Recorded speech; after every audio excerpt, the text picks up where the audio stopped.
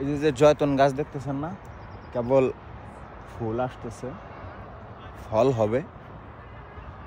ইতালিতে যারা প্রথমে আসে তারা সর্বপ্রথম জয়তুন বা আপনার পেঁয়াজ আরও অন্যান্য অনেক আছে, এখানে কৃষিকাজটা বেশি করে সর্বপ্রথম।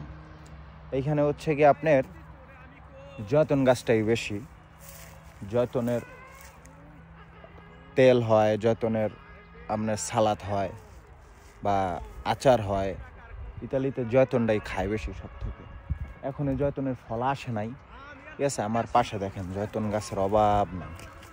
এই যে একটা গাছ, এই যে অনেক, এইটা হচ্ছে কি একটা বাগান জয়তুনের। আর ইতালির মাটি খুব ভালো। আপনার যারা যারা ইতালি প্রথমে আসে, আসার পরে সর্বপ্রথম কাজটা কি, আপনার এই জয়তুন বা কৃষিকাজটা বেশি পায়। কী জন্য? যারা নতুন আসে তাদের কোনো কাগজপাতি থাকে না। এই কাগজপাতি রেডি হইতে হইতে 6 মাস লাগে। আর এই কাগজপাতি না হইলে কেউ কাজ দিতে চায় না। এই জন্য সবাই জয়তুন ফল ছিঁড়ে জয়তুনের কাজটাই বেশি করে। আমি দেখাই আপনাদের, এই যে জয়তুন গাছ এখানে। আগে হয়তো এদিক দিয়ে চাষ হইতো, এখন হয় না। এখন হচ্ছে এই জয়তুন গাছ লাগানো, এখানে হয়তো ফল আসলে ওরা লোক নিবে কাজে। আর এখানে যারা কৃষিকাজ করে তাদেরকে সব সময় রাখে না কাজে।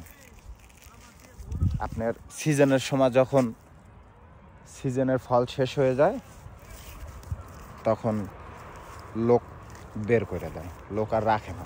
আর সব সময় পার্মানেন্ট কাজ যারা করে তারা হচ্ছে গিয়া আপনার রেস্টুরেন্টেতে কাজ করে, আর অন্য অন্য খাদে কাজ করে, যেমন শিপে, আরও অনেক।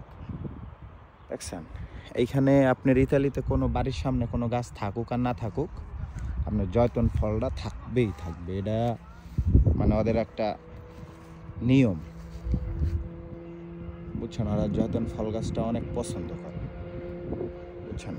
তো যাই হোক, যারা ইতালিতে প্রথম আসবেন এই জয়তুন ফল ছিঁড়তে পারেন। বা অনেকে কৃষিকাজ করে, অনেকে পেঁয়াজ লাগায়, তারপরে আরও অন্য অন্য আলু আছে, তারপরে মালটা বাগান, লেবু। আপনার প্রতিটা ইতালিয়ানের বাড়ির সামনে একটা না একটা মালটা বাগান থাকবেই। আর লেবু গাছ তো মাস্ট, এটা থাকবেই থাকবে ওদের, বুঝছেন। এখানে ওরা চাইলে অনেক কিছু করতে পারতো, কিন্তু করে নাই। দেখছেন কত সুন্দর। আর সব থেকে ভালো লাগে বেশি যে আবহাওয়াটা অনেক সুন্দর। যাই হোক, ভালো থাকবেন সবাই।